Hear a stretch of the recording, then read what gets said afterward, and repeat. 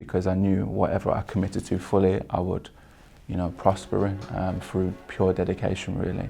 And by dedication, I mean 7 days a week, 14 hours a day, solely with, tunnel vision. Kind of like, it comes to a point where, you don't see your family, you don't even communicate with people at times because you're so dedicated on the task ahead. And the task ahead being to create, a super successful fashion company or business, or whatever you want to call it, which inspires a generation to show that with dedication, with analysis, with, the right people at your side, you can, have whatever you want in life almost.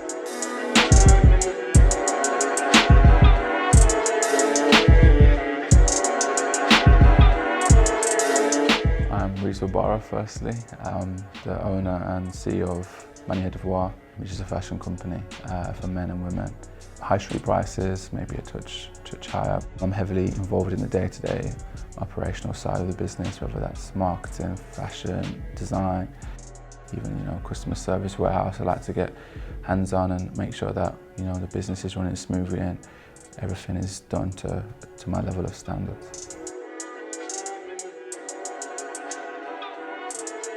I was at Walsall as a kid, then I signed to Man City, then I was on loan to several different places, so Wigan, Bolton, Ipswich, Blackpool, Oldham, so I've been around. When I was at Man City, I always knew it would be extremely difficult to make it into their first team, being a homegrown player with all the money that they acquired, etc. So I'm going on loan to different places, hoping to impress, come back, play. But then as time progressed and you go on loan 3 or 4 times, you're thinking, okay, it might not be the easy route to go straight into City's first team, so where's the other route? I was also thinking, okay, I don't want to rely on one source of income or, and understanding that the career is short. So when I kind of seen that it wasn't going as I intended, and this is part of life, your plans don't always work out, I then created the company. Then when I had the company and I was working on that side by side, I almost didn't care about football because it was still my first love, but I also knew I had something here which I could grow. And as that grew, I kind of realized that this dream that every boy has doesn't have to be your sole purpose and like the only way to make it, So I felt like my whole life was like, not like a lie, but especially for a black male, you're a footballer, you're an athlete or a singer, basically. I just kind of felt like, why have I been thinking this way for all these years? And then when the business started doing extremely well, and it was only just me at the time, I kind of like had a resentment towards football and the politics that I was under. And then when it was obvious that the company was doing well, people would be seen wearing it, then the politics really come into play also. So then it added to the resentment. Initially, people thought, the company was a hobby and, just a fashion brand that it's not going to last long. And then I feel like after a year, people started taking me really seriously. They also probably didn't believe I'd ever stop playing football because they were like, well, the natural reaction is like, you're crazy. You're playing for a good team, you're earning decent money. Why would you stop playing football? For me, again, I was like, focus, I had to put all my attention into the company to grow to the level it's grown now and will continue to grow. So people were surprised, but now 6 months later, people go, amazing decision. But again, it's easy to say amazing decision when things go well. If things go back, it's I told you so. I will go home and work when people are resting because I know I want to fulfill my potential and I see the effects that I have on other people. Your mindset is ultimately everything, People with strong minds who can face adversity will more likely or not than prosper. So I understood through, the cycles of being alone, you won't be in the team 1 week, you'll play next week, politics, etc. That built me to, handle a lot. So now in life, I expect and I seek adversity in terms of not problems, but problems with people, but problems in business and growth, because there's always going to be a ceiling. You just have to break through it. In order to break through it, you have to accept that there is a solution, and that is sometimes hard to fathom. I just believe there is a solution to every problem, maybe not a perfect solution, but a viable one, which can take you forward. You just have to find it and not let it beat you down.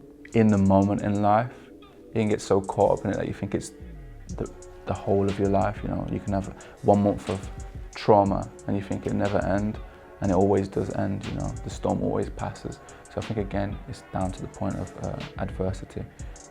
knowing that you can win by other means. You just have to seek, and you have to be relentless, find the solution, find the knowledge, find the inspiration, and have the mindset that nothing can defeat you. I genuinely believe anything that I put my all into, I won't always win, but I'll get far, or maybe further than others at times, because I'm so disciplined in my approach. If you really want to be successful, that's what it takes. You have to kind of trade the going out, as they say, a bit cliche, but it's true, you know. Trade the going for social dinners here and there, because you have to be relentless. The preconception of footballers is probably fair.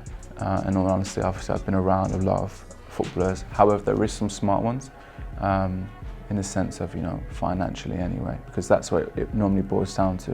And I think it's difficult as well, because when you give a young boy or young man so much money so young, it's very hard for them to be on the straight and narrow. So you have to give them, you know, for the early 20s, you have to give them almost a blight, because what do you expect? But after that point, you know, 25 onwards, you're mature enough to understand that, you know, you may have 7 years left in the game, so then you have to be making smart moves, and some people don't even realise when they're 32, they've got 1 year left and it's almost all over. I think to break the cycle, you just have to have your eye on long-term thinking.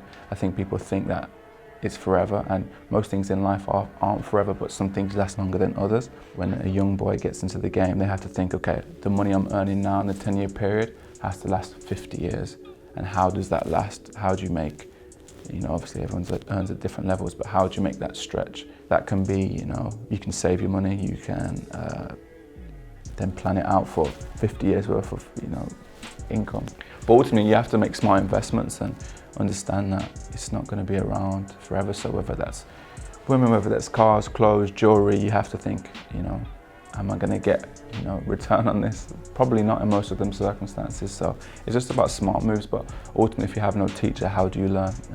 Sometimes you have to learn the hard way, myself included. You know, at 19, I did things that I wouldn't do now at 26. So fortunately, I learned at 22. Okay, you know, my career is not going to the Champions League where I wanted it to be. So I have to make smart moves with the money I have saved. And I think it almost comes down to, when your back's against the wall, you react almost, but sometimes that react is too late when you, like I said, when you're at your end of your career. Fortunately, I was still very young. To be honest, I have no idea how I found MYCOMEUP. I think it was a case of probably searching for some self-help videos, whether it's from, you know, someone famous saying, you know, tell me an interview from those guys, and maybe it came up in Google, SEO.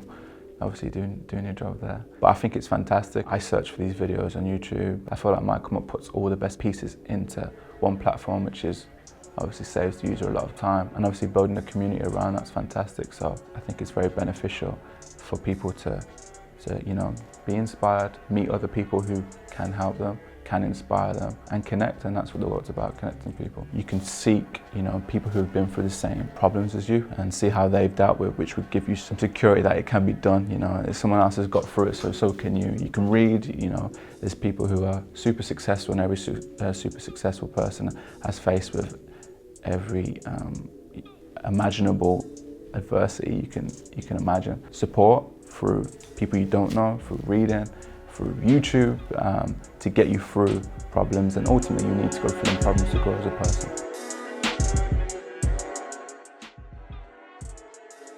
I'm focusing this year heavily on retention, you know, so we have a lot of existing customers, and for me it's in a world which is so saturated with, you know, advertisement now through, you know, the main platform Instagram.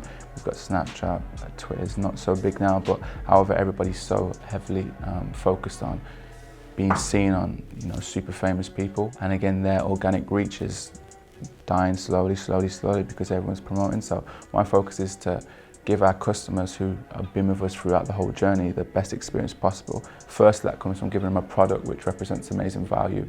Then that's matched with a customer service which is you know, unrivaled. And those things take time, but that's my strategy. And with organic growth comes, you know, strong word of mouth, and word of mouth is the most powerful form of marketing in the world, and very underestimated and kind of neglected, which is crazy. Everybody's so focused on looking big, having all these Instagram followers, being verified, which almost counts to nothing, because ultimately your job is to convert the customers customers receive the product and they feel like they're getting fair value.